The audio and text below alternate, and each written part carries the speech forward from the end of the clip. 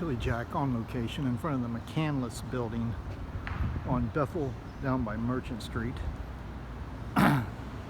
This evening I will be examining this historic bluestone building right here. It's had an additional floor added on to the top of it at one time. This building right here is what led me to now know that all the bluestone buildings here are poured and not chiseled or cut. I just met with an elderly gentleman that told me that the bluestone buildings came before the red brick. They came after the hand-hewn coral blocks, but before the red brick, which I thought was the opposite. I thought the red brick came before the bluestone. The red brick being what all the old world uses to make everything, whereas this Romanesque revival H.H. Richardson imitation here is pretty interesting. It has an incredible entrance with the arches right here. The one thing this building lacks is the red or pink dye in the mortar that runs in between the poured blocks. Right now, we're going to take a good look at this, and I'm going to point out some flaws in this building.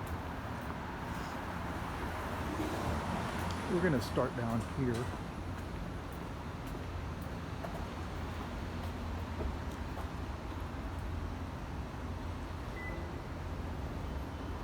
The first thing you see here is the indentations. The second thing I see here is what appears to be part of a seashell. Also right here and right here. Let's move along, shall we? We're going to examine each one of these columns up closely. Once again, another indentation mark, but no red dye on the mortar here.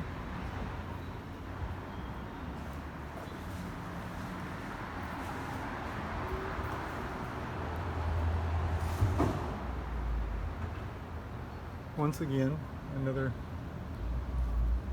indentations. Seashells.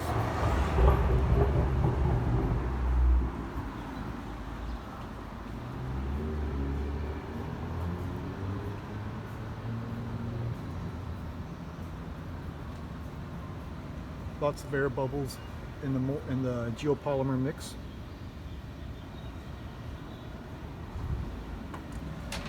As we get closer to the arch here, we'll start noticing more things. More of the indentations. Quite prevalent here.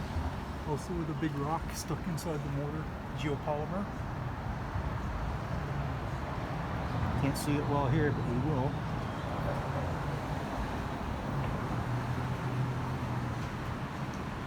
I wanted to point out these unusual markings right here, which I've never seen before.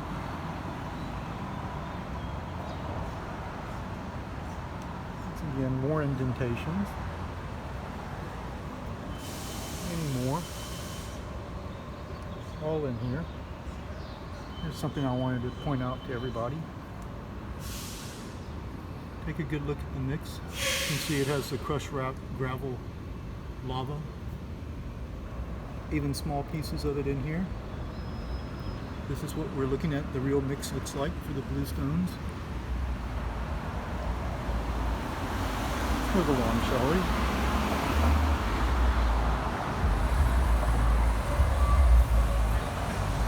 Much more pronounced indentations also here.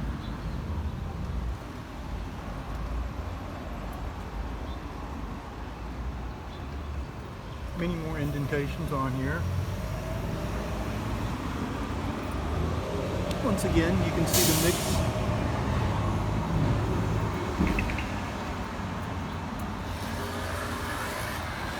More indentations.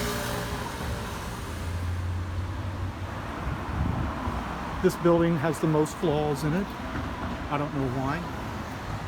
Some very obvious indentations. Lots of air bubbles in the mix.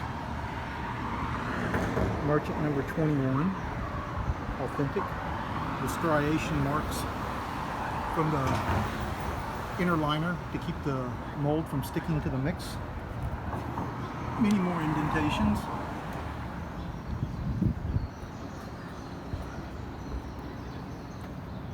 More indentations and striations from the sustainable organic material, which I believe was like the rice mats you see at ABC store to lay on at the beach.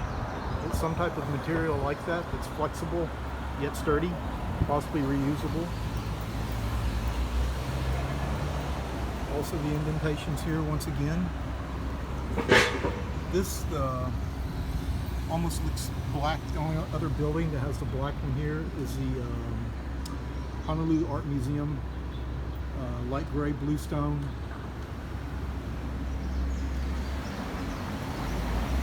We come to the last columns. Once again, we have seashells in the mix. Also many impurities. Another seashell.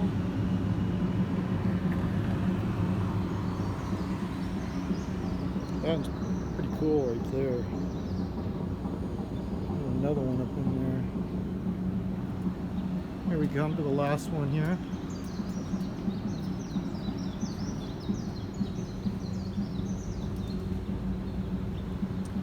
A couple more indentations. Some impurities in the mix. Lots of air bubbling.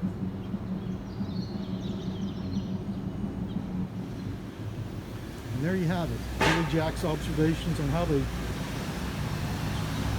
use this geopolymer cement tinted to appear like lava rock.